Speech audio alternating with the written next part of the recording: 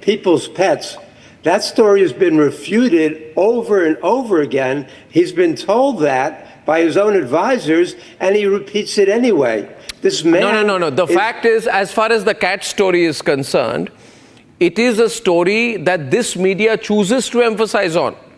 Because you want to pick up this cat-eating story and make it part of the New York Times narrative. Why wouldn't you look at more substantial issues that are being raised here? You see, I'll give you one example, Peter. The Associated Press, when there was the assassination attempt on Trump, refused. Francis, they refused initially to even accept it was an assassination attempt. They said there were some loud noises. Now, how can a media house not know the difference between an assassination attempt and loud noises? You know, this is an obvious and implicit bias, yeah? There's no point denying it. I mean, you can say, we don't like him, we are going to go against him. But to claim that there is any neutrality is... no, I never claimed there's any neutrality. Francis, say that the media is always unlike very Ashok, biased. I'm not a fanboy of Kamala Harris. I don't think she's some kind of a messiah. I don't think she's any kind of an intellectual giant. She's not. But that aside, I think if we are just talking about the fairness of media coverage, I do want to address something that Peter just mentioned about immigration. And I think this is a little disingenuous. I've seen other people do this. Trump does not target immigrants, but illegal immigrants. And I think that's an important distinction. By conflating the two, you lend color and credence to this notion that Trump is basically against all immigrants. I'm an immigrant myself, but I'm a legal immigrant. And I think if you go back to his rhetoric, consistently, he has talked about illegal immigrants and the harm that they do to the American economy. And I think we can all agree on that. The fact that there are 20 million people here who should not be here, and they have not, that issue hasn't been adequately covered. But that said, like I said, everybody was anticipating an October surprise. Looks like we had a November surprise yesterday because the CNN's K-file investigation just dumped this report about the way the Kamala Harris campaign has been devious in the way it targets Jewish voters in Pennsylvania versus Muslim voters in Michigan. And I think you could argue that that would benefit Trump a day before Election Day. So I just want to put that out there that, yes, it can seem like it's unfair, but I think there's plenty of evidence to the contrary as well. No, I'm just thinking here that my own sense is that when the media takes such a strong position, you might end up with counter polarization. And I think this time they have gone a little bit too far. I mean, you look at this AP report.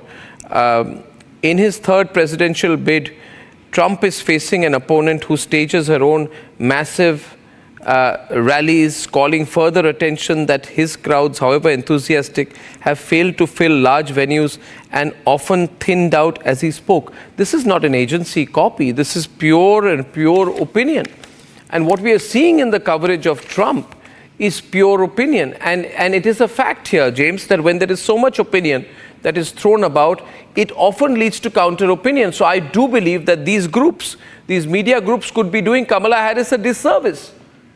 Because it is opinion, it is not news, as you say, and that's the difference between the news networks today and the news networks that we had around 30, 40 years ago.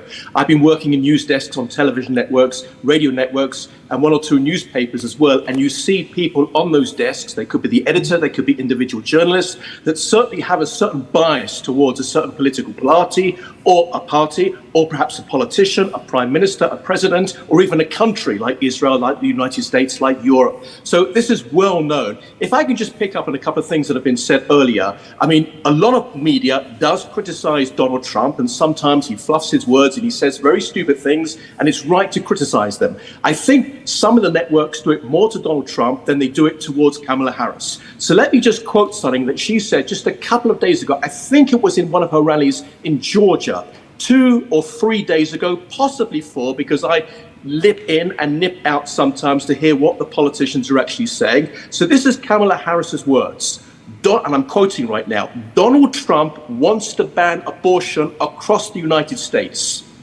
Not true. Donald Trump wishes to go ahead and limit contraception. Not true. Donald Trump, in the same sentence, by the way, Donald Trump wishes to monitor every woman who's pregnant. Not true. Now, I'm just wondering how many people actually picked that up on the news networks. She said that it was a live feed. It wasn't artificial intelligence. True. But again, you got some networks who will focus on fluffs that Donald Trump makes. And as I said, he makes a lot of them. But they're not doing the same for Kamala Harris. And I think you should be equal. The other thing as well is that I'm in London at the moment. I'm in the UK. Yes. And I can tell you, we just had a general election, and there are some very powerful, good, well-known journalists who really, really go for those candidates and those prime minister candidates looking to become the prime minister. They quiz them on every single thing. We don't see that in the United States. For example, No, we Kamala don't. Harris. I was just going to add, just to finish the sentence, Kamala Harris hears quite a lot that people are struggling with their grocery bills, that they're struggling to put petrol, gasoline into their cars. All she says is, we hear, and then she makes a whole salad worth of words, which doesn't seem to make any sense. There should be somebody pushing. Fine. What are you going to do about it? What are you going to do? Now, it's fine if she hasn't got a clue. Maybe politicians don't have a clue. They need to get into office and see what the advisors tell them. That's fine. But at least push them a little bit. And right now, this is not about voting for Donald Trump or voting for Kamala Harris. It's about keeping the other person out, the one that you fear the most. Yeah, that is true. And one thought I have, just to wrap this up, maybe, what if it's very close to call?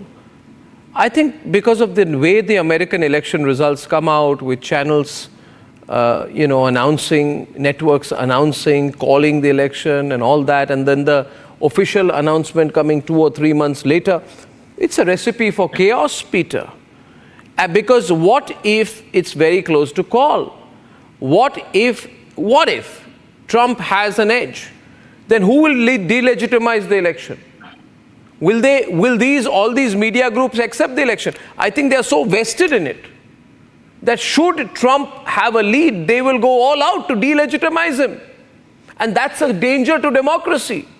In the process of countering a candidate, you will be fighting the democratic process. I think that's a real worry as far as, we're looking at it. What do you think, Peter? At the ground, level, if you see, then Kamala Harris is the leading. Trump have no merit.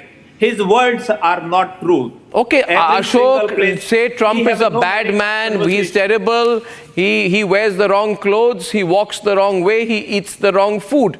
But my question to Peter was that what if he wins? What will all of these media groups do? I think they're going to go all out to call the election for Kamala Harris. Arnab, well, we have a track record on this. If you look at what happened in 2016 and 2020, there was some grumbling in 2016 because Hillary Clinton was so far up in the polls, but they accepted it, and she accepted the results. In 2020, we saw the opposite happen. We saw Donald Trump deny the results of the election, even though his advisors told him he had lost. He went out there and lied about it, and then did everything he